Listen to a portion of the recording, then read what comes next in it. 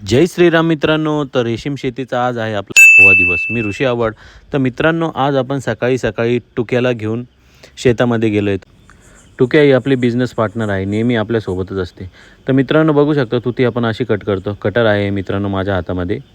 तर बघू शकता पूर्ण झाडाला कणही पाला ठेवायचा नाही. मित्रांनो बघू शकता ही पद्धत असते कट करण्याची. मी थोडा फास्ट करतो आहे, त्यामुळे तुमच्या लक्षात येणार नाही, पण मी एक्सप्लेन करेलच.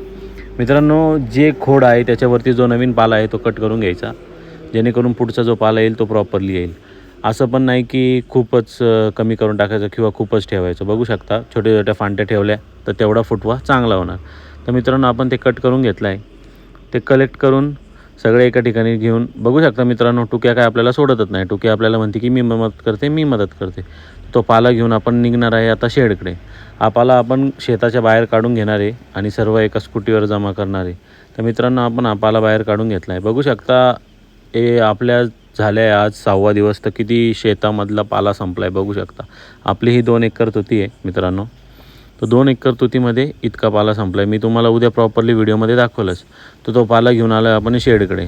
तर मित्रांनो, टुक्या आपला पार्टनर आहे, बिझनेस पार्टनर. त्याला वाटतं आपण बिझनेसमध्ये काही झोलझापाटा करू, त्याच्यामुळे ती काय आपली साथ सोडतच नाही. ती आपले 24 तास मागे मागेच असते. बघू शकता आत्ता पण शेडमध्ये आपल्या पुढे जाणार, शेडमध्ये पाल्याचे निरीक्षण करणार. मित्रांनो, आपण शेडमध्ये आलो आहे आणि पाला टाकून घेतला आहे. तर उद्या सकाळी मी तुम्हाला प्रॉपरली शेड स्ट्रक्चर कसं असतं किंवा बाकीच्या गोष्टी मी पूर्ण एक्सप्लेन करेन.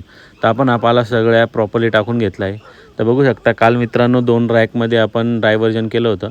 तर आपण आता 3ऱ्या रॅकमध्ये पण आळीला सेपरेशन करून घेतलं आहे, जेणेकरून आळीला फिडिंगला अडचण येणार नाही आणि आळी एकदम फिडिंग प्रॉपरली घेऊ शकते. 1, 2 आणि हा मित्रांनो 3रा, असं 3 कप्पे झाले. 20-20 फुटाची ही आपली मान्य आहे, 20x5.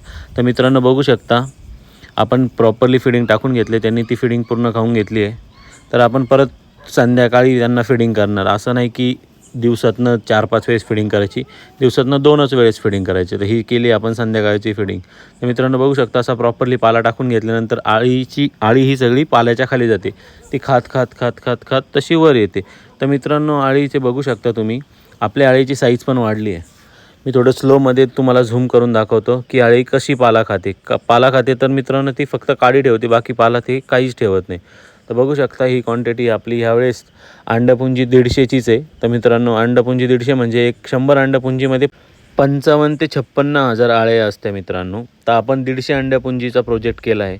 तर बघू शकता मित्रांनो, आळीची साईज आज 6वा दिवस आहे, किती मोठी झाली आहे. तर ज्या दिवशी पहिली आणली होती त्या दिवशी एकदम छोटीशी साईज होती मित्रांनो. आज 6वा दिवस आहे. तर बघू शकता किती वाढली आहे. तर भेटूया उद्याच्या व्लॉगमध्ये.